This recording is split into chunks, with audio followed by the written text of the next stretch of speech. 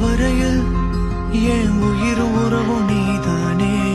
உன் விரல்களின் இடையில் என் விரல்கள் கோர்க்க வந்தேனே.